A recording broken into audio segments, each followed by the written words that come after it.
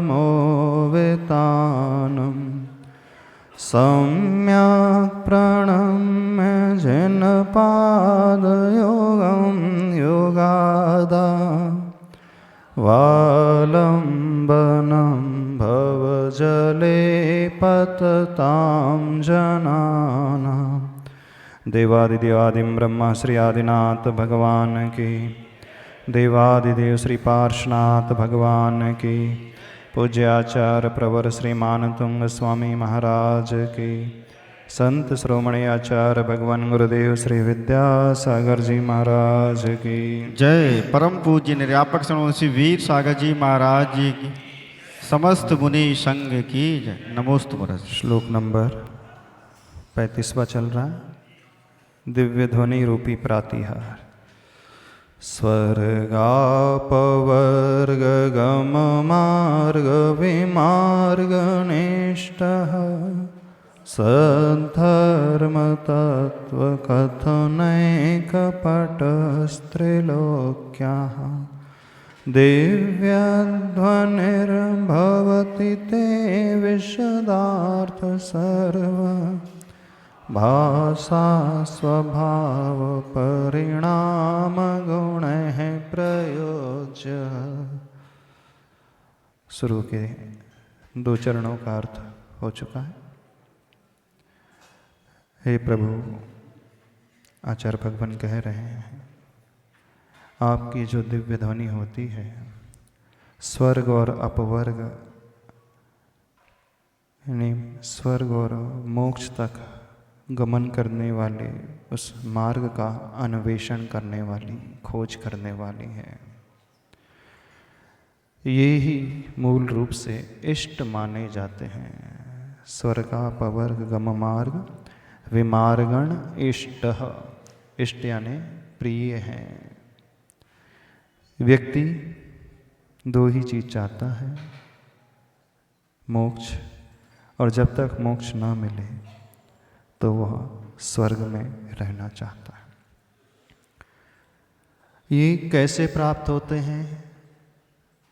तो हे प्रभु, आपने यह बताया, सद्धर्म, समीचीन धर्म, और उसका जो तत्व होता है उसका कथन करने में एकमात्र आप ही निपुण होते हैं।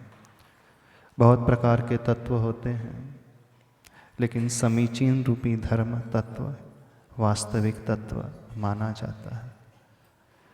वैसे आपने तत्वों की संख्या 7 सुनी है। जीव, जीवाश्रव, बन, संवर, निर्जरा और मोक्ष तत्व। तत्व तो वही 7 होते हैं, लेकिन उस मोक्ष तत्व को प्राप्त कराने वाला जो मार्ग है, धर्म मार्ग, उसे भी यहाँ पर तत्व कह दिया गया है। धर्म का पालन कारण है, मोक्ष की प्राप्ति कार्य है। तो कार्य यदि तत्व है तो कारण भी तत्व स्वरूप हो जाता है। कौन सा तत्व चाहते हैं आप? तत्व का अर्थ क्या होता है? तस्य भावम इति तत्वम, उसका जो भाव है। यहाँ पर हमें मोक्ष नहीं चाहिए, भाव मोक्ष चाहिए। मोक्ष तो द्रव्य हो गया, स्थान विशेष हो गया, सिद्ध सिला।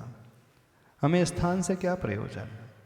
हमें तो मूल किससे प्रयोजन है? जहाँ वह सुख शांति की प्राप्ति हो, और सुख शांति की प्राप्ति अपने भावों के द्वारा ही होती है। तो इसे भी सद्धर्म तत्व कहा है। आध्यात्मिक तत्व और आता है, जानते हो?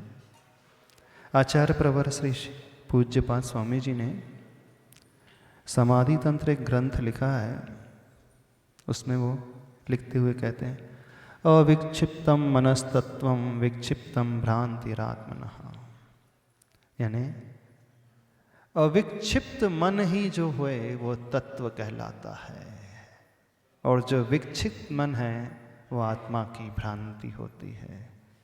क्योंकि धर्म का पालन कब हो सकता है? जब हमारा मन विक्षिप्त ना हो। विक्षिप्त का अर्थ क्या होता है? आप लोग व्यवहार कहते हैं विक्षिप्त हो गया है, यानी पागल हो गया है। विक्षिप्त का अर्थ होता है जिसका कंट्रोल स्वयं पर नहीं होता है। तो जिसका कंट्रोल नहीं है वो पागल कहलाता है ना। आप लोगों का कंट्रोल आपके ऊपर है? आप लोग तो पागल नहीं हो ना? कोई पागल तो नहीं बैठा यहाँ? अविक्षिप्त मन वाला तो नहीं बैठा? जहां तक हमें विश्वास है कोई भी यहां पर पागल नहीं है ना, ऐसा हम कह दे। विक्षिप्त मन किसी का नहीं है ना, कि है? विक्षिप्त यानी कंट्रोल नहीं होना, आउट ऑफ कंट्रोल। तो आपका कंट्रोल स्वयं पर है, स्वयं के मन पर है। आपका कंट्रोल आपके मन पर है कि मन का कंट्रोल आपके ऊपर है? बताना। कितने लोगों का कंट्रोल उनके मन पर है?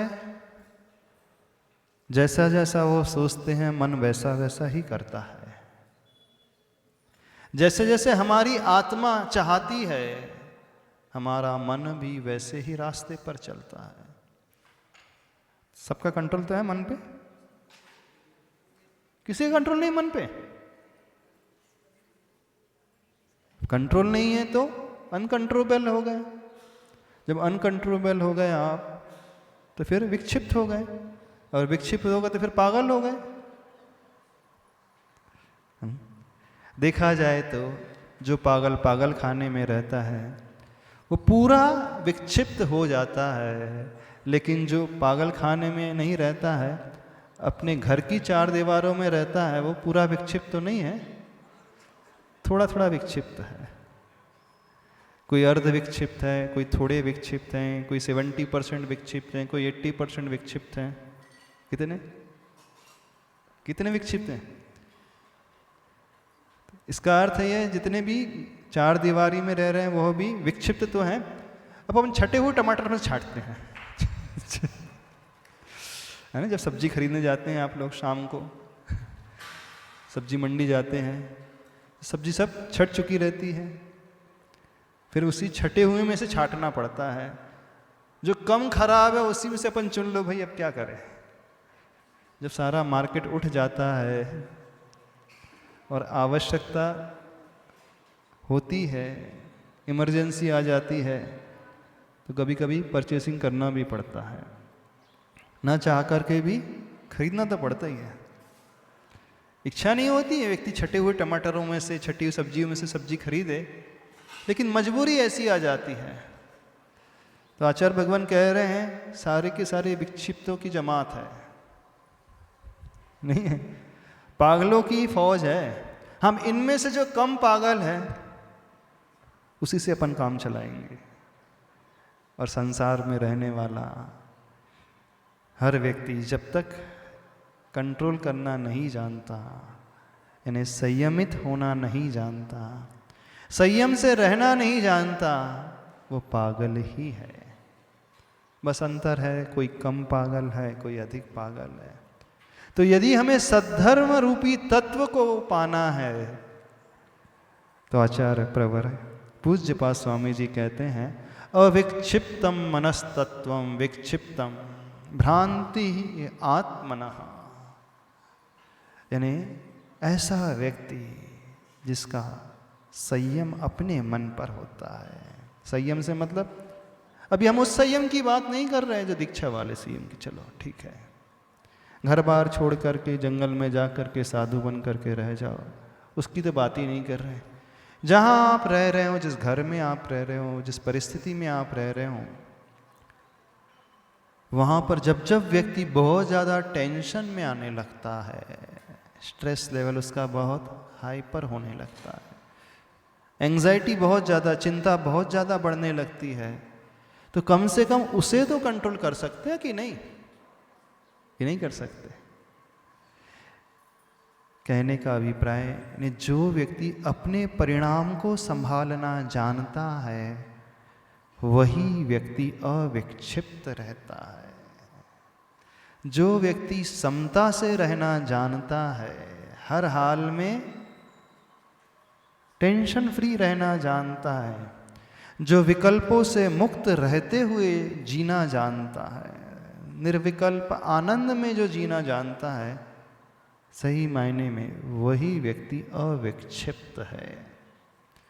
क्योंकि जब तक हम इस शांत परिणाम को लेकर के नहीं आएंगे, तब तक हमारा धर्म भी जो है सद्धर्म नहीं कहलाएगा। तो ऐसे सद्धर्म की शिक्षा किसने दी है? उसमें कौन निपुण है, कौन प्रवीण है? तो कहा है सद्धर्म तत्व कथन एक पटुः, यानी आप ही प्रभु निपुण हैं। किसके लिए? त्रिलोक्या, तीन लोक में रहने वाले उन जीवों के लिए। आगे बढ़े। इन दो चरणों का अर्थ तो हो गया, अब अगले दो चरणों का अर्थ देख लेते हैं। कुछ पूछना है? हमारे समझ, हाँ, अर्थ समझ में आ रहा है? नहीं समझ में आ रहा है? नहीं समझ में आया? क्या नहीं समझ में आया? जी नमोस्तु महर्षि जी। महर्षि जी, इसमें मार्ग और विमार्ग दोनों शब्द कहे हैं। हाँ। तो विमार्ग से गम मार्ग विमार्गण इष्ट, वो ऐसा है। विमार्ग नेष्ट लिखा है ना, तो विमार्गण विमार्गणा धन इष्ट, इसकी संधि हो गई विमार्गणेष्ट। विमार्गणा यानी होता है विशिष्ट रूप से मार्गणा। विशिष्ट मार्गणा शब्द का अर्थ होता है खोज करना, यानी विशेष रूप से जो इष्ट की खोज की जाती है। क्या? स्वर्ग और मोक्ष का गम मार्ग, यानी जो गमन कराने वाला मार्ग है, ले जाने वाला मार्ग है, ऐसे मार्ग की जहाँ विशेष रूप से खोज की जाती है, वही इष्ट स्वरूप है। तो विमार्ग निष्ठ का क्या अर्थ हुआ? इष्ट खोज करना, इष्ट विशेष खोज करना। इष्ट क्या है? स्वर्ग और अपवर्ग में गमन कराने वाला मार्ग ही इष्ट माना जाता है। तो मार्ग विमार्ग से ऐसे उसका अर्थ लगाना। अगले दो पंक्तियों का। दिव्यध्वनिर्भवति ते विशदार्थ सर्व भाषा स्वभाव परिणाम गुण प्रयोज्य। दिव्य ध्वनि भवती, दिव्य ध्वनि के बाद विसर्ग आ जाएगा। दिव्य ध्वनि रह, तो र विसर्ग था मूल में, विसर्ग का रेफ हो गया तो वो भवती के ऊपर चढ़ गया। तो मूल में क्या है? दिव्य ध्वनि ही भवती यानी होती है। किसकी? ते, ते मीन्स हे प्रभु आदिनाथ भगवान, आपकी दिव्य ध्वनि होती है। कैसी होती है? कैसी है आपकी दिव्य ध्वनि? विशदार्थ, विशदार्थ मीन्स विशद अर्थ। विशद का अर्थ हो गया स्पष्ट अर्थ वाली होती है। विशद मीन्स क्रिस्टल क्लियर, स्पष्ट, पूर्ण रूप से समझ में आ जाए, यानी उसमें कोई उलझाव नहीं, कोई छिपाव नहीं, एकदम पूर्ण व्यवस्थित, पूरे के पूरे विषय तक पहुंचाने वाली है। क्या उसमें रहस्य छिपा हुआ है? उसके अर्थ को भी बताने वाली है। कठिन नहीं, बहुत अच्छी, पूर्ण। आधा अधूरी जो वाणी होती है अथवा आधा अधूरा जो ज्ञान होता है, उससे हम कोई भी निर्णय नहीं निकाल पाते हैं। मंजिल तक पहुंचने के लिए हमें स्पष्ट और पूर्ण ज्ञान होना बहुत आवश्यक है। तो वो विशद अर्थ कौन बता सकता है? एकमात्र हे आदिनाथ भगवान, आपकी दिव्य ध्वनि जो खिरती है वही बता सकती है। यूँ कहें, आप ही विशद अर्थ का प्ररूपण करने वाले हैं। तो आपकी दिव्य ध्वनि कैसी है? विशदार्थ भवती। और क्या विशेषता उसमें? सर्व भाषा स्वभाव परिणाम गुण प्रयोज्य। वैसे तीर्थंकर भगवान की दिव्य ध्वनि तो ओंकार में होती है, खिड़ती है जो ओंकार रूप सर्वांग से। लेकिन जो जो जीव समावसरण में बैठे रहते हैं, उन सब को उनकी भाषा में वह ट्रांसलेट होकर के, परिवर्तित होकर के पहुंचा दी जाती है। किसके द्वारा पहुंचा दी जाती है? मागध जाति के देवों के द्वारा वो ओंकारमयी दिव्य ध्वनि अलग अलग भाषाओं में रूपांतरित हो जाती है। इवन तिर्यंच बैठे हैं तो तिर्यंचों को भी समझ में आ जाएगी। शेर बैठा है ना, तो भगवान क्या कह रहे हैं, भगवान किस रूप में उपदेश दे रहे हैं, उन्हें भी समझ में आ जाती है। गाय है, भैंस है, बिल्ली है, कछुआ है, शेर है, हिरण है, सर्प है। तिर्यंचों की भी भाषा होती है? नहीं होती। चिड़िया हैं, जो पक्षी है ना, चहचहाती है, उनकी भी भाषा होती है। गाय है, रंभाती है, तो बछड़ा समझ जाता है गाय क्या कह रही है। तो पक्षियों की भी अपनी भाषा होती है, पशुओं की भी अपनी भाषा होती है। ये हमारे ज्ञान की कमी है कि हम लोग उस भाषा को नहीं समझ पाते। लेकिन आज भी दुनिया में ऐसे भी लोग होते हैं जो तिर्यंचों की, पशु पक्षियों की भाषा को पकड़ना जानते हैं। अब प्रभु, तीर्थंकर प्रभु जो दिव्य ध्वनि के माध्यम से उपदेश देते हैं, वो दिव्य ध्वनि उन तिर्यंचों को उनकी भाषा में समझ में आ जाती है। नहीं, कोई भी ऐसा जीव नहीं बचता जो प्रभु की वाणी को न समझ पाए। देखो, यदि यहाँ पर प्रवचन दिया जाए तो बहुत सारे लोग हैं, लेकिन सभी लोगों तक वक्ता के भाव पहुँच जाए गारंटी नहीं है। हम आपको समझा रहे हैं, सभी लोगों को हमारी बात समझ में आ रही है? कई लोग ऐसे होंगे जिन्हें नहीं समझ में आ रही होंगे ना? आ रही है समझ में? यदि हम इंग्लिश में प्रवचन देने बैठ जाए, मान लीजिए, ठीक है, इंग्लिश में प्रवचन दे लें तो समझ में आ जाएगी? आ जाएगी? सबको आ जाएगी? हाँ, सबको नहीं आएगी। दो कारण होते हैं नहीं समझ में आने के। एक तो जो श्रोता वर्ग है उसका इतना क्षयोक्षम ही नहीं, इतनी शक्ति ही नहीं है कि उस लैंग्वेज को समझ सके, अथवा वक्ता उस रूप से नहीं रख पा रहा है जितनी क्षमता श्रोता की होती है। कई बार वक्ता को श्रोता के अनुसार समझाना पड़ता है। अब मान लो बालकों की सभा लगी हो, जैसे पाठशाला होती है, बच्चों की पाठशाला है। अब बच्चों की पाठशाला में हम अध्यात्म का उपदेश देने बैठ जाएं, 7 तत्व होते हैं, 14 गुणस्थान होते हैं, इतनी मार्गणा होती हैं, हाँ, तो बच्चों को समझ में आएगा?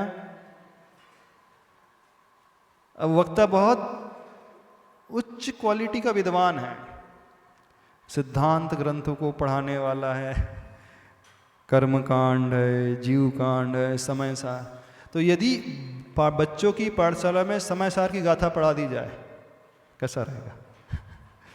हाँ, कैसा रहेगा? ठीक रहेगा? समय सार पूरा पढ़ा दिया जाए बच्चों को। आत्मा खाती नहीं है, आत्मा पीती नहीं, आत्मा सोती नहीं है, आत्मा कुछ करती नहीं है, एक द्रव्य दूसरे द्रव्य का कुछ नहीं कर सकता है, होता जगत स्वयं परिणाम, मैं पर का करता क्या काम। अब 8 साल के बच्चे हैं, 10 साल के बच्चे हैं, उन्हें कुछ पल्ले पड़ेगा? क्या समझाया जा रहा है? पड़ेगा? यानी प्राइमरी के बच्चे को यदि PhD लेवल का उपदेश दे दिया जाए अथवा पोस्ट ग्रेजुएट लेवल का उपदेश दे दिया जाए तो उनकी तो समझ में कुछ आएगा ही नहीं। तो इसमें किसकी कमी मानी जाएगी? वक्ता की कमी मानी जाएगी कि वक्ता को यही समझ में नहीं, इतना ही ज्ञान नहीं है कि श्रोता वर्ग कैसा बैठा है। इस कारण आचार्य कुंद स्वामी जी स्वयं कहते हैं कि म्लेच्छों को म्लेच्छ की भाषा में ही समझाना चाहिए। गाँव में रहने वाले जो जनता होती है उनको उन्हीं की भाषा में समझाओगे तो बहुत अच्छे से वो उपदेश ग्रहण कर लेंगे। तो एक कमी जो हो जाती है वक्ता की इस प्रकार की, दूसरी कमी हो सकती है श्रोता की। लेकिन यहाँ पर जब दिव्य ध्वनि की बात आ रही है तो ये कहा जा रहा है, हे प्रभु आपकी दिव्य ध्वनि कैसी है? तो ऐसी विशद अर्थ वाली है और इतनी स्पष्ट है, इतनी सरल है कि हर श्रोता हो, किसी भी वर्ग का क्यों ना हो, समझना, वहाँ 8 साल का बालक भी क्यों ना पहुँच जाए, और 80 वर्ष का वृद्ध पुरुष भी क्यों ना पहुंच जाए। मनुष्य हो अथवा देवता हो, शाकाहारी पशु हो अथवा मांसाहारी पशु हो, जो जो जैसे जैसी क्वालिटी वाले जीव बैठे हैं, हर एक जीव को उनकी अपनी अपनी भाषा में वह उपदेश पहुंच जाता है। कितनी बड़ी विशालता है, कितनी बड़ी महानता है प्रभु के इस दिव्य ध्वनि की, कितनी करुणा है प्रभु की, और कितना बड़ा अतिशय कहे। देखो, ज्ञान होना अलग बात है, लेकिन ज्ञान को दूसरों तक पहुंचाना एक अलग कला होती है। बहुत सारे पढ़े लिखे होते हैं, डिग्री होल्डर ढेर सारे मिल जाएंगे, लेकिन हर डिग्री होल्डर अपने ज्ञान का प्रयोग कर सके, नॉट नेसेसरी। कंपलसरी नहीं है कि वो कर ही ले। हाँ, तो ज्ञान होने से दुनिया का कल्याण नहीं हो सकता है। हाँ, हो सकता है? नहीं हो सकता है। तो ज्ञानी व्यक्ति अपना कल्याण कर लेगा, उसे पता चल गया, उसको ज्ञान हो गया, शास्त्र समझ में आ गए, तो वो अपना कल्याण करने के लिए बैठ जाएगा। लेकिन जो सारी भोली भाली जनता है, उनका कल्याण कैसे होगा? तो ज्ञान को देने की भी एक कला होती है, परोसने की भी एक कला होती है। सिर्फ खाना ही महत्वपूर्ण नहीं होता है, परोसना भी महत्वपूर्ण होता है। तो कौन सा व्यक्ति, उसकी रुचि क्या है, उसके अनुसार बना करके परोसा जाता है, तब उसको बड़ी संतुष्टि होती है। आपको सारी पाक कला आती हो, ज्ञान सबका हो, जैसे बुक्स पढ़ के आपने सीख लिया, लेकिन डिलीवर करना नहीं आता तो उसका कोई महत्व नहीं होता। तो ज्ञानी व्यक्ति अपना कल्याण तो कर सकता है, लेकिन दुनिया का कल्याण करने के लिए ज्ञानी के साथ साथ एक एक्स्ट्रा क्वालिटी और आवश्यक हो जाती है, वह डिलीवरी की क्वालिटी। ने जो नेता होता है ना, नेता जैसे मोक्ष मार्ग के नेता हैं तीर्थंकर भगवान, उनके पास भी केवल ज्ञान है, लेकिन उनके पास एक विशेषता बहुत बड़ी है कि वो सारी दुनिया के जीवों को बहुत अच्छे से समझा सकते हैं। लेकिन जो मूक केवली होते हैं, उनके पास भी केवल ज्ञान है, वो उपदेश ही नहीं देंगे। हाँ? और ये समूह शरण में क्या मांसाहारी लोग ही पहुंच सकते हैं? क्या मांसाहारी जीव पहुंच सकते हैं? समूह शरण में मांसाहार करने वाले पहुंच सकते? क्यों नहीं पहुंच सकते? शेर मांसाहारी होता है, पहुंचता है कि नहीं? वो कहते हैं सर्प कि मांसाहारी होता है, पहुंचता है कि नहीं? जबकि सम्यक दर्शन प्राप्त हो जाता है समर्पण होने के बाद। पूर्व में व्यक्ति अथवा वो जीव क्या कर रहा है, कैसे जी रहा है, ये महत्व वर्तमान नहीं में क्या वो रखता। मांसाहारी रहेगा? उनके उपदेश को पाकर के वो तो सम्यक दृष्टि हो जाता है, तो वो मांसाहार तो अपने आप ही छोड़ देगा। अतीत तो सबका खराब है, चाहे आपका हो, चाहे हमारा हो, चाहे प्राणी मात्र का हो, सबकी हिस्ट्री बड़ी खराब है। नहीं खराब? कैसी स्याही से है? लाल काली स्याही से लिखी है। सबकी हिस्ट्री में, सबके इतिहास में ढेर सारे काले काले पन्ने हैं। कितने पाप के पन्ने होंगे? गिनती नहीं है। अनंत काल से सिवाय पाप के क्या करते आ रहे हैं जी? तो इतिहास तो सभी का ऐसा है, चाहे वो सिंह की पर्याय में हो, चाहे वो खरगोश की पर्याय में हो, चाहे वो मनुष्य की पर्याय में हो, चाहे वो हिंदू हो, चाहे वो मांसाहारी कोई भी क्यों ना, इतिहास तो सबका एक जैसा है। तो उससे कुछ ज़्यादा अंतर नहीं पड़ता। उसमें हमें टेंशन नहीं लाना चाहिए कि देखो हमारा इतिहास कैसा रहा है। हमें तो अपना वर्तमान और भविष्य सुधारना है।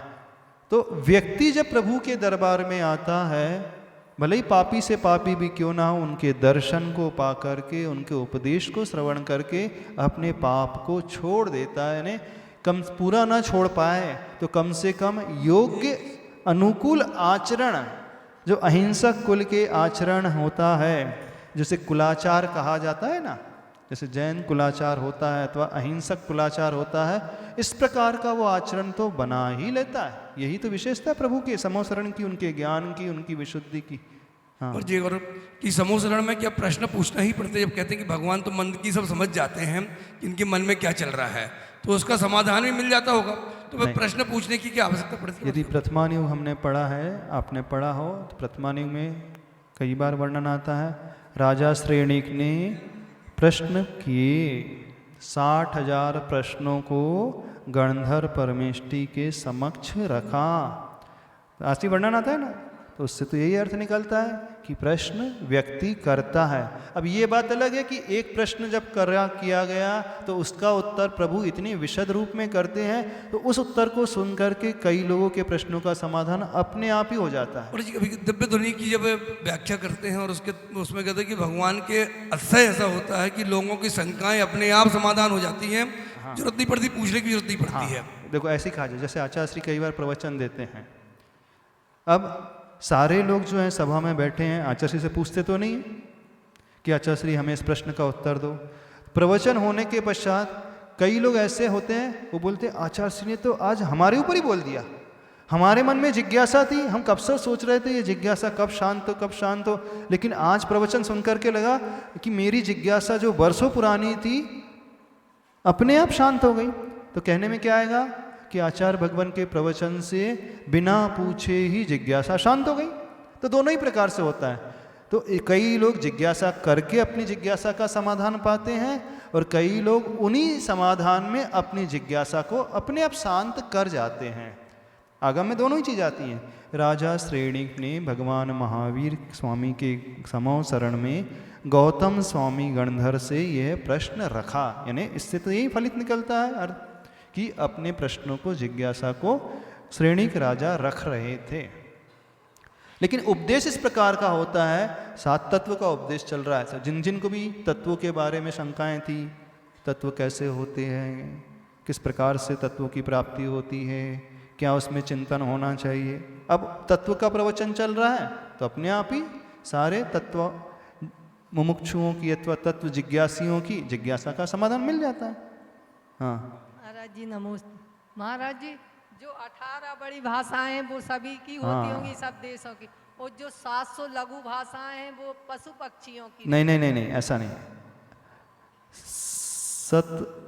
718 भाषाओं का वर्णन आता है। तो 18 महाभाषा, जैसे फॉर एग्जाम्पल अपन चले भारत देश की स्थिति देख ले, हिंदी भाषा है, मराठी भाषा है, गुजराती भाषा है, तमिल भाषा है, तेलुगु भाषा है, मलयालम भाषा है, कन्नड़ भाषा है, उर्दू भाषा है, पंजाबी है। ये मुख्य भाषा, कश्मीरी हो गई, इंग्लिश हो गई, संस्कृत हो गई, प्राकृत हो गई, कहने में आ गई 18।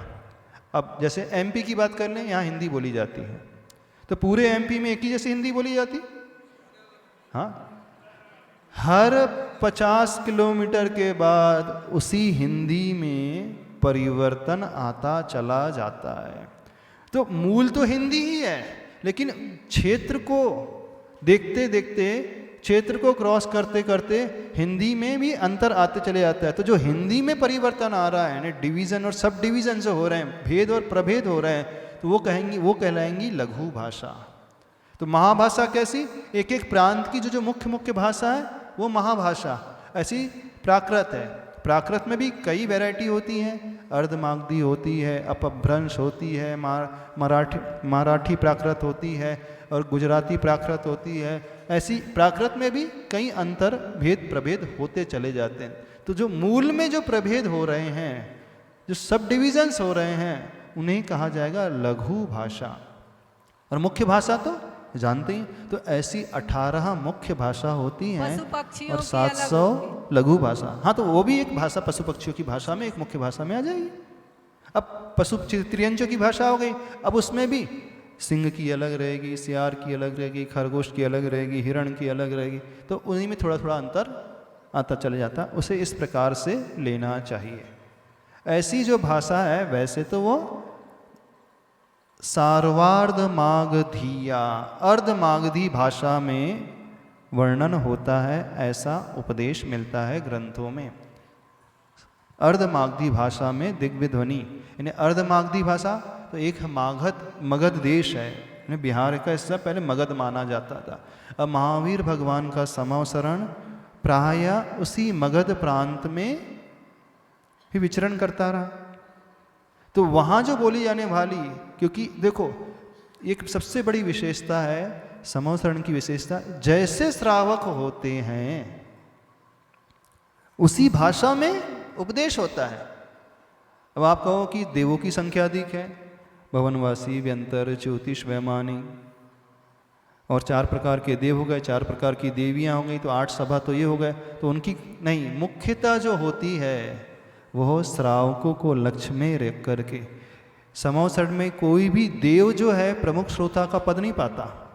देखना, भगवान के समवसरण में भवनवासी के देव भी आते हैं और वैमानिक जाति के भी देव आते हैं कि नहीं? सौधर्म इंद्र भी आ रहा है, महेंद्र इंद्र भी आ रहा है, सतार इंद्र भी आ रहा है, ने 12वें स्वर्ग आदि के देव आ रहे हैं। वो इंद्र है, 20-20 सागर की जिनकी आयु है, 18-18 सागर की आयु है, जिनका ऐसा भी ज्ञान है, वो द्वादशांग के पाठी, जैसे सौधर्म इंद्र क्या माना जाता है? द्वादशांग का पाठी माना जाता है, यानी सारा द्वादशांग का जिन्हें ज्ञान है। लेकिन इतना ज्ञान होते हुए भी भगवान के समवसरण में प्रमुख श्रोता बनने का सौभाग्य किसे मिलता है? उस महाज्ञानी सौधर्म को नहीं मिलता। जिस सौधर्म इंद्र को गर्भ कल्याण का सौभाग्य मुख्यतः से मिला। जन्म कल्याण कौन मनाता है? सौधर्म इंद्र ही मनाता है। प्रमुख पात्रता सौधर्म इंद्र की है। दीक्षा कल्याण के लिए जब वन में गमन होता है भगवान का, तो पालकी की रचना कौन करवाता है? सौधर्म इंद्र। वो भगवान के संस्कार जो भी होते हैं, नए वस्त्र का जब राज्याभिषेक होता है तो भगवान के को नया वस्त्र, नया मुकुट सौधर्म इंद्र स्वर्ग से बुला करके पहनवाता है। तो राज्याभिषेक भी सौधर्म इंद्र कर रहा है। जब भगवान की दीक्षा होती, दीक्षा अभिषेक भी सौधर्म इंद्र कर रहा है, यानी गर्भ कल्याणक सौधर्म इंद्र बना रहा है, जन्म कल्याणक सौधर्म इंद्र बना रहा है, दीक्षा कल्याणक सौधर्म इंद्र। और सारे समवसरण की रचना किसकी आज्ञा से हुई? सौधर्म इंद्र। तो ज्ञान कल्याणक में भी मुख्यता है, भागीदारी सौधर्म इंद्र की। मोक्ष कल्याणक हो जाए तो नख केश का संस्कार भी करना है अथवा पूरे शरीर का संस्कार भी करना है तो सौधर्म इंद्र की आज्ञा से अग्नि कुमार जाति के देव आते हैं। तो पांचों कल्याणक में मेन रोल किसका होता है? सौधर्म इंद्र का ही होता है कि नहीं?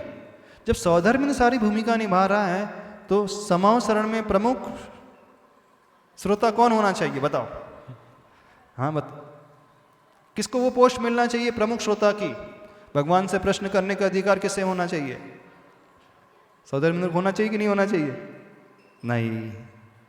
देवता लोग ये सब कुछ कर सकते हैं, लेकिन जहाँ सम्यक ज्ञान की महत्ता की बात आएगी, चारित्र की महत्ता की बात आएगी, मोक्ष मार्ग में चलने की बात आएगी, संयम को ग्रहण करने की बात आएगी, तपस्या की बात आएगी, तो ये कार्य सिर्फ मनुष्य ही कर सकता है, कोई देव नहीं कर सकता। वह मनुष्य भले ही अल्प ज्ञानी भी क्यों ना हो। और राजा श्रेणिक, उन्हें ज़्यादा ज्ञान नहीं था, ज़्यादा ज्ञान था सौधर्म इंद्र की तुलना में तो बहुत कम ज्ञान। सौधर्म को द्वादशांग का ज्ञान, राजा श्रेणी को अल्प ज्ञान। तो भी श्रोता तो बनेगा मनुष्य ही। समझ रहे हो मनुष्यों की महत्ता कितनी होती है? अब भगवान की दिव्य ध्वनि भी खिलेगी तो देवताओं की भाषा में नहीं खिलेगी। संख्या भले ही उनकी ज़्यादा हो, उनकी संख्या तो असंख्यात, काउंट ही नहीं हो सकती। भले ही सभा जो है प्रभु बादीनाथ भगवान का समवसरण 12 योजन का लगा हो, लिमिटेड स्थान है, और उसमें भी 11 योजन में तो 8 प्रकार की वो भूमियाँ हैं, चैत्य भूमि आदि हो जाती है, वन आदि हो जाते हैं, सब कुछ आती। 12 योजन में भी मात्र 1 योजन प्रमाण ही जो है जब 12 सभा लगती है, यानी 12 किलोमीटर का एरिया डायमीटर उसकी। तब उतने एरिए में कितने देव आ सकते हैं? संख्या कितनी रहती देवों की पता है आप लोगों को? उनका शरीर जो है वैक्रियक शरीर, स्थान भले ही लिमिटेड हो, भले उसी लिमिटेड स्थान में असंख्यात देव आते हैं। जैसे आपका जिनालय है, क्या आप ही लोग पूजा करते हैं भगवान की? बताओ। आरती जो है, पाठ है, पूजा है, भक्ति है, मनुष्य के लिए करता है? मनुष्य तो गिनती के 100 लोग आओगे, 200 लोग आओगे, 1000 लोग आओगे, लेकिन उतने ही हॉल में उसी समय में हजारों नहीं, लाखों नहीं, असंख्यात देव बैठे हो सकते। हो सकता अभी भी देव बैठ करके सुन रहे हो। जब आचार्य श्री उपदेश देते हैं, प्रवचन देते हैं, तो आचार्य श्री के उपदेश को मात्र मनुष्य श्रावक ही नहीं सुनते हैं, श्राविका ही नहीं सुनते हैं, देवता भी उस प्रवचन सभा में उपस्थित रहते हैं। भगवान की आरती के समय में भी देवता, तो स्थान भले ही लिमिटेड है, पर लिमिटेड स्थान में भी उनकी संख्या कितनी आ जाएगी? अनलिमिटेड हो जाती है। क्यों? क्योंकि उनका शरीर वैक्रियक होता है। एक ही स्थान में कई कई जीव समाहित हो सकते हैं कि नहीं? जैसे किसी को भूत लग जाते हैं, बोलते ना, आ गया किसी के शरीर में, कोई आ जाते हैं, देव कई आ जाते हैं। कितने आ जाते हैं?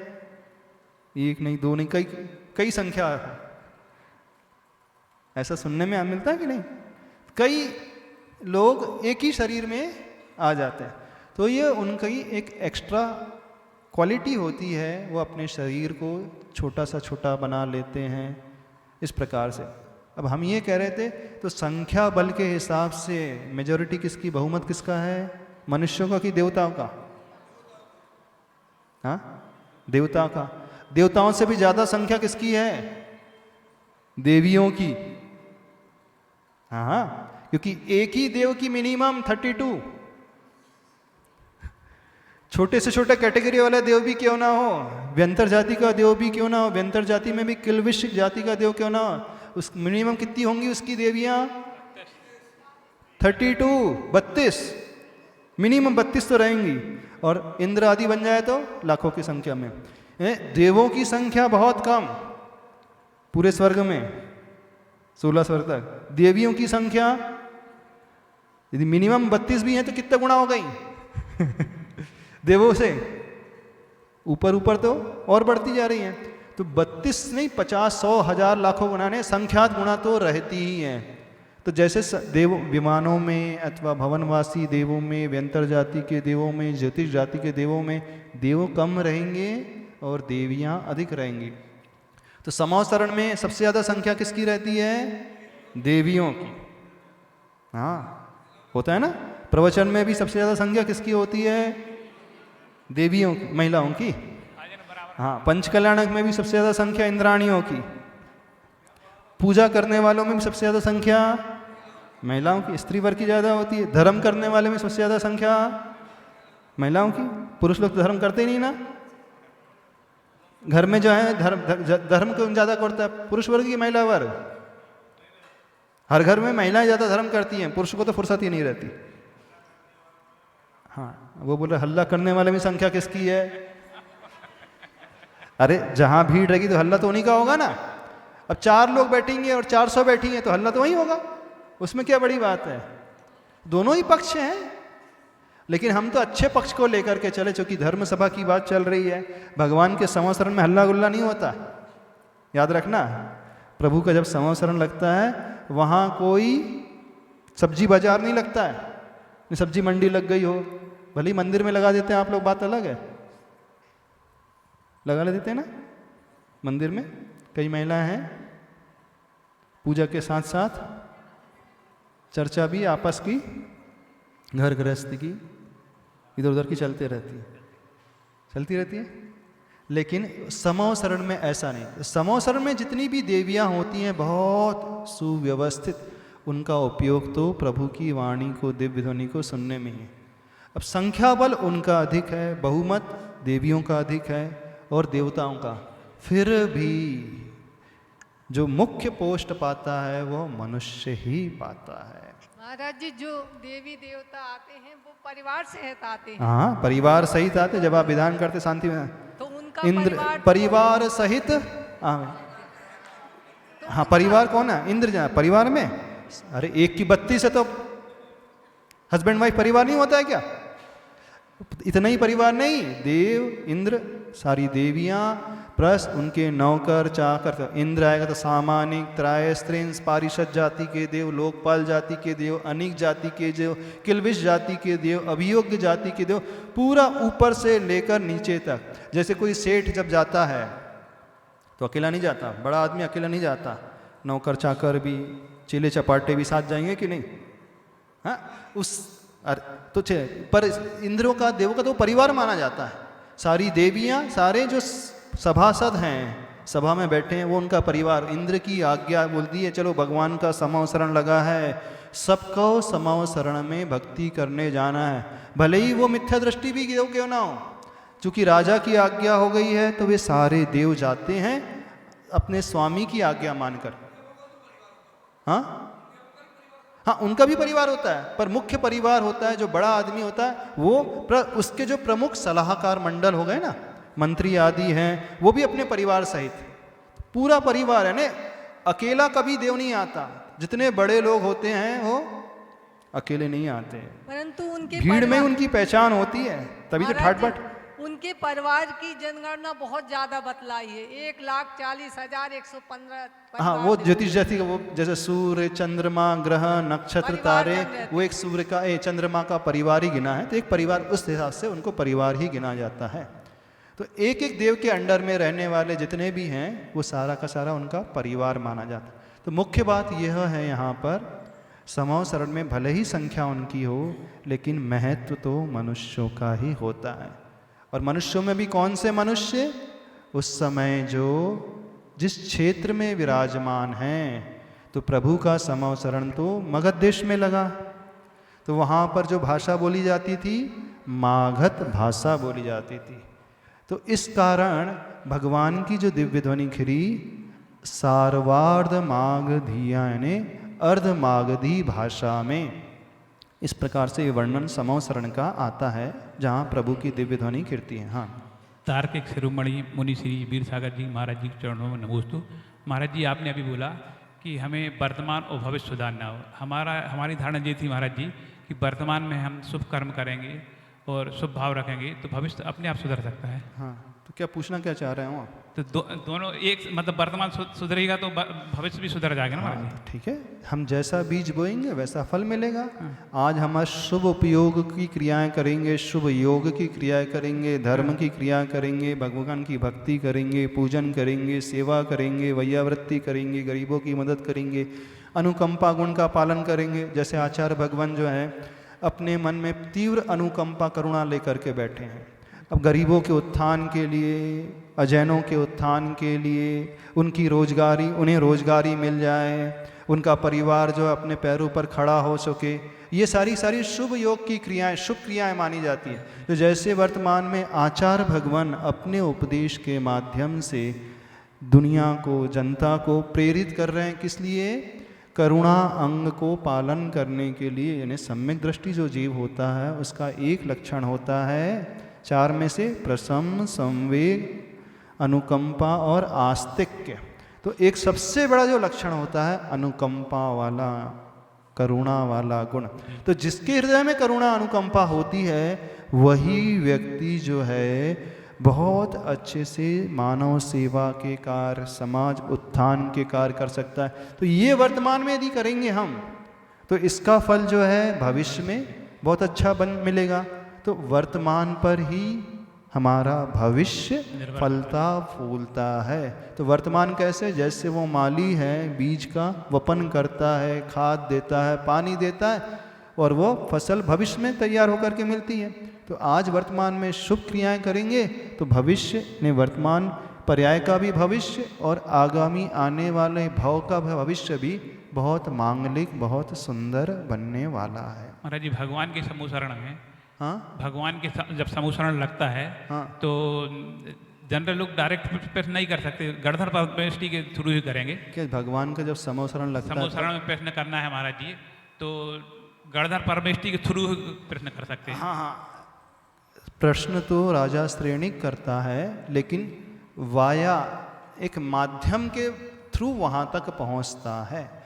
तो एक प्रोटोकॉल होता है कि नहीं होता है? जी, प्रोटोकॉल का पालन होता है। तो गणधर परमेष्टि के समक्ष खड़े होकर बड़े विनय भाव से दोनों हाथों को जोड़ करके, मात्र ऐसे आदि पुराण यदि ग्रंथ आप स्वाध्याय करो तो उसमें बहुत अच्छे से आचार्य प्रवर जिनसेन स्वामी जी ने वर्णन किया है कैसे प्रश्न करते हैं। वे बहुत पहले प्रभु की बहुत भक्ति करते हैं। हे प्रभु, आप करुणा के सागर हैं, आप अनंत गुणों की खान हैं, आप ही हमारे लिए बचाने वाले हैं, आप ही हमारे लिए पालन करने वाले हैं, आप ही हमारी रक्षा करने वाले हैं, आप ही हमें सब कुछ देने वाले हैं, आप ही की कृपा से हम जी रहे हैं। यानी प्रभु की पहले बहुत भक्ति, भक्ति इसलिए वो समर्पण, यानी दोनों हाथ जोड़ करके, मस्तक और गर्दन झुका करके, बहुत अच्छे से आवर्त करके, गवासन में बैठ करके, झुक करके, नमस्कार करके उनका खूब गुणानुवाद करते हैं। वो कौन करते हैं? गणधर परमेष्टि। फिर इतना गुणानुवाद यानी इतनी पूजा करने के पश्चात फिर विनय सहित होकर के वो प्रश्ना करते हैं, यानी प्रश्न रखते हैं, हे प्रभुवर तीन लोक के नाथ, हम यह प्रश्न पूछना चाहते हैं। तो ये गणधर परमेष्टि करते हैं। तो अब गणधर परमेष्टि तक राजा श्रेणिक जो है, यानी प्रमुख जो श्रोता होता है, वो प्रश्न उन तक पहुंचाता है। फिर वो प्रभु की भी भक्ति करेंगे और गणधर परमेष्टि की भी भक्ति करके अपने प्रश्न को पूछते हैं विनय। तो कभी भी आचार्य भगवान एक बात हम सभी लोगों से एक बात कहते थे, प्रश्ना भी एक स्वाध्याय माना जाता है। वाचना, प्रश्ना, अनुप्रेक्षा, आमनाय और धर्मोपदेश 5 भेद होते हैं ना। तो प्रश्ना का अर्थ होता है प्रश्न पूछना। तो प्रश्न भी कैसे पूछा जाता है? ऐसे नहीं खड़े होकर के पूछना शुरू हो गए, नहीं, पहले पूर्ण विनय का भाव लाया जाता है, नमस्कार किया जाता है, कृतिकर्म किया जाता है, फिर गुरु के सामने बहुत अच्छे से वो आज्ञा लेकर के प्रश्न पूछा जाता है। तो ऐसी प्रश्ना से, ऐसे प्रश्न पूछने से स्वाध्याय के फल की प्राप्ति होती है, अन्यथा नहीं होती है। तो जो भी श्रोता होते हैं समव शरण में, वो इस प्रक्रिया को इस प्रकार से अपनाते हैं, तब उनको उस स्वाध्याय के फल की, ज्ञान के फल की प्राप्ति होती है, कर्म निर्जरा आदि होती है। महाराज जी बोला कि नहीं? हाँ, समझ रहे हो? तो बात समझ में आ रही है? तो ये श्लोक का अर्थ समझ में आ गया, नहीं आ गया? क्या है? दिव्य ध्वनिर्भवती ते, हे प्रभु आपकी जो दिव्य ध्वनि है कैसी होती है? हाँ हाँ हाँ, वो बोल रहे हैं आज वर्तमान में जो भी प्रश्न पूछे जाते हैं, बोले लाइव चल रहा है टीवी में। हाँ, हमारे प्रश्न पूछने से वीडियो रिकॉर्डिंग में दिखाई दे जाएगा। हाँ, तो प्रश्न जो है इसलिए नहीं पूछे जाते।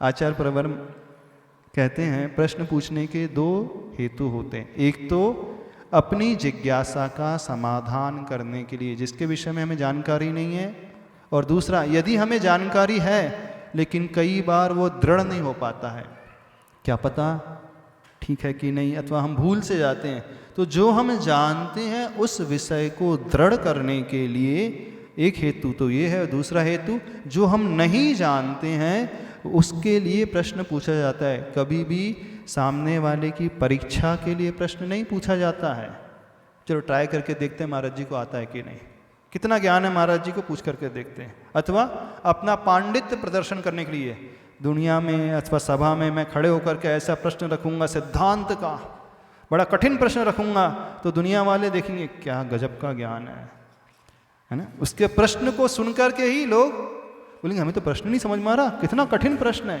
यानी इनका स्वाध्याय बहुत ऊंचे दर्जे का लगता है। तो कई लोग तो प्रश्न क्यों पूछते हैं? अपना रोब झाड़ने के लिए, प्रदर्शन करने के लिए कि देखो मैं कितना बड़ा पंडित हूँ, मैं कितना बड़ा ज्ञानी हूँ। तो इसके लिए कभी प्रश्न नहीं होता। दूसरा, वो सामने वाले वक्ता की परीक्षा करने के लिए प्रश्न पूछते हैं। तो कभी भी परीक्षा के लिए प्रश्न नहीं पूछा जाता है। प्रश्न किस लिए पूछा जाता है? अपनी जिज्ञासा का समाधान करने के लिए, अथवा जो विषय हम थोड़ा जानते हैं लेकिन स्पष्ट रूप से नहीं समझ पाते हैं, उस विषय को मजबूत दृढ़ करने के लिए दिव्य प्रश्ना रूपी स्वाध्याय, यानी प्रश्न सभा में पूछा जाता है, चाहे वह समोसरण रूपी सभा हो अथवा प्रवचन सभा हो। हाँ, तो यहाँ पे दिव्य ध्वनिर्भवती, आपकी जो है ते, हे प्रभु आपकी दिव्य ध्वनि कैसी है? विशद अर्थ वाली है और सभी भाषाओं के परिणाम वाली है, ने सभी भाषाओं में परिवर्तित होने वाली है। भाषा स्वभाव, सर्व भाषा स्वभाव परिणाम गुण है प्रयोज्य, यानी ऐसे गुण से सहित होती है दिव्य ध्वनि। समझ में आ रहा है विषय? नहीं, श्लोक का अर्थ पूरा हो गया, क्लियर? हाँ, नमोस्तु महाराज जी। महाराज जी, जैसे आपने बताया कि सबका अतीत खराब होता है और मांसाहारी जीव भी समोसरण में जा सकता है, लेकिन मेरा प्रश्न ये है कि मांसाहारी जीव समोसरण में गया लेकिन लौट के जब आएगा तब भी वो मांसाहारी रहेगा? नहीं, यदि वो 12 सभाओं में पहुंच गया तो आगम में वर्णन आता है जीव सम्यक दृष्टि हो जाता है, और सम्यक दृष्टि हो गया तो फिर तो करुणांग उसके अंदर रहेगा, वो मांसाहारी रह नहीं सकता। तो जितने जीव जाते जो हैं भी वहाँ पे जाएंगे तो एकदम उनका हृदय वो परिवर्तन हो सम्यक जाता के है। साथ ही लौटेंगे हाँ महाराज। हाँ, कि सम्य मिथ्या दृष्टि जीव तो वहाँ प्रवेश ही नहीं कर पाता है, भगवान की सभा में पहुँच ही नहीं पाता, वो तो बाहर बाहर घूम फिर करके ही आ जाता है। लेकिन जो प्रभु से प्रश्न कर रहा है अथवा डायरेक्ट उनकी भाषा को उपदेश को सुन रहा है, उसमें तो इतना परिवर्तन हो जाता है। इस कारण कहा जाता है सत्संग का लाभ कैसा होता है, गुरुओं की वाणी का लाभ कैसा होता है, तो इतना लाभ होता है कि व्यक्ति का हृदय परिवर्तित हो जाता है, वो अपनी कठोरता हिंसक वृत्ति को छोड़ देता है, अपने वैर के भाव को छोड़ देता है। हाँ महाराज श्री नमोस्तु। महाराज जी, जब राजा श्रेणिक प्रश्न पूछते हैं तो कई लोगों की शंकाओं का समाधान हो जाता है। हाँ। उसी समय किसी और के मन में, मान लीजिए त्रियंच के मन में कुछ और जिज्ञासाएं आ रही हैं, वो कुछ और पूछना चाहते हैं, हाँ। तो वो उनकी मतलब 2-3 चैनल एक साथ, कई चैनल चल अच्छा, सकते हैं। तीन लोग एक साथ प्रश्न कर लें। जी जी जी। अच्छा अच्छा, अरे प्रभु को तो छोड़ दो, आज भी ऐसी एक रिद्धि होती है मुनिराज के पास भी कि हजारों लोग एक साथ प्रश्न कर लें तो हजारों लोगों के प्रश्न को एक साथ सुन करके वह सबके उत्तर क्रमशः दे सकते हैं। ये तो मुनिराज कर सकते हैं।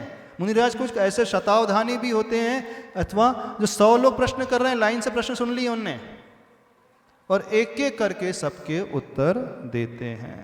बस इतना ही रखते हैं। समय आपका हो गया है। बोले देवादिदेव श्री आदिनाथ भगवान की।